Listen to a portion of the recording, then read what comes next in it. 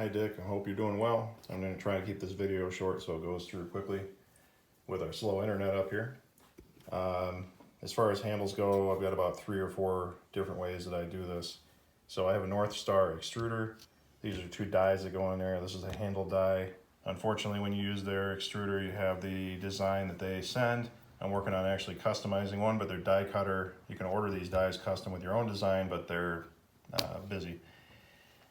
So there's a handle die, and then you might have these, I refer to these as ribbon dies. So these would be less durable, thinner handles that would be great for a more elegant looking pot, versus I kind of look at these as more of a functional, sturdy pot. These go on my Rook style mugs a lot, and I use these a lot when I am doing bulk orders because of just hand fatigue.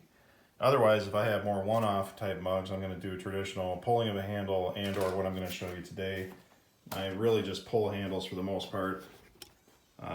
There is no quick answer for you. I've never used one of the Diamond Core handle cutter tools before. I have used a handle cutter. I find them kind of clunky and they make the handles too small.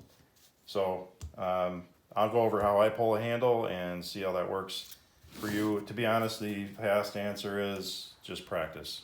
When I was first doing this, the person that was mentoring me a little bit said make 3 handles for every one you need and pick your best one. So a little bit of a workaround before we get to pulling handles, and I'll show you my version of it. I'm sure you've seen a million different versions. I'll hand roll out a coil. I'm assuming you don't have an extruder. Otherwise, I would use an extruder and make a coil and flatten it on 2 sides. So this takes a little bit of confidence, clean work surface, knowing that this is very smooth and even underneath here.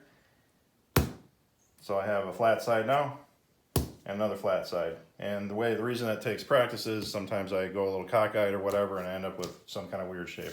But now I have 2 flat sides that I can kind of rely on. To smooth it out a little bit, I'll take a sponge and a little bit of water, almost like I'm throwing, and I'll pull the handle, but I'll pull it on the table. And this will be a semi-round, since I'm kind of curving this as I'm doing it.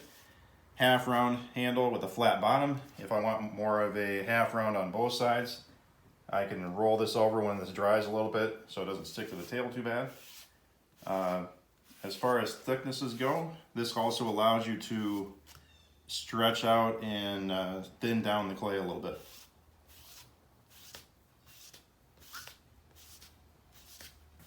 As far as the length of the handle goes, if this is your mug, look at the height of your mug, make the handle at least this tall or a little bit taller. I usually go a little bit more, like an inch taller. Then I know I have plenty of handle to trim off if I don't like how long it is or how wide that opening is for the fingers. And then just prep wise, I'll use my measurement here. Prep wise, I usually make marks on the table with a pencil, and then I can cut these over and over again.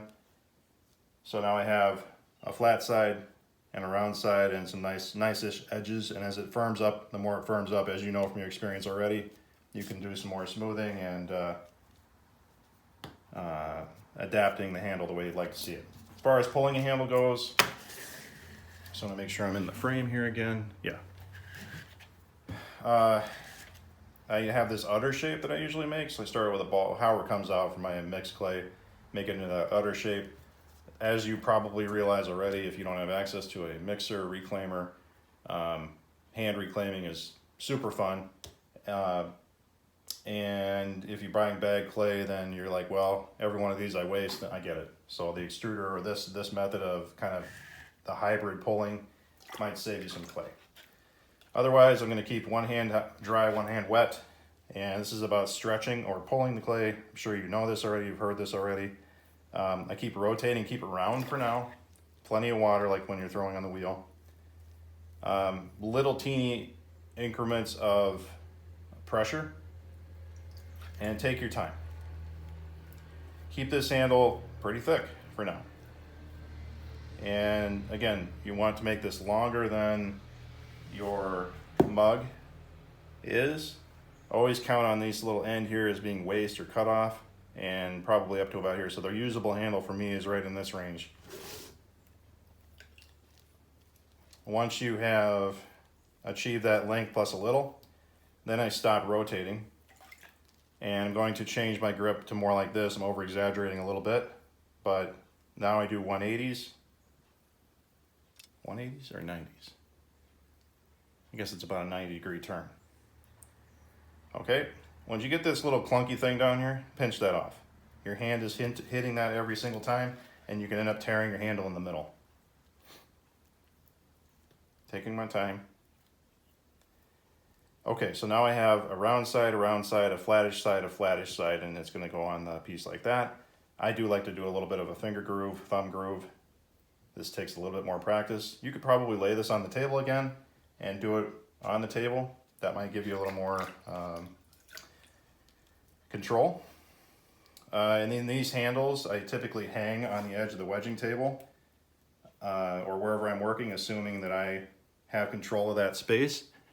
Kind of off frame here right now, sorry. And in about 5 minutes, this is ready to apply to the piece. I suppose you could go right on the table like this. By setting up the arc like this, that allows you to preform it, and it helps you put it back on the mug a little bit, especially when you're first starting out with handles and getting your feet wet up those. So I hope that's helpful. Let me know if it's not as much as you need, and I'll continue on with some other things. I realize North Star extruder is kind of out of some people's budget range / where they want to go right now. And those diamond core tools sure are expensive, but they're neat. Anyways, good to hear from you again. Let me know what you think.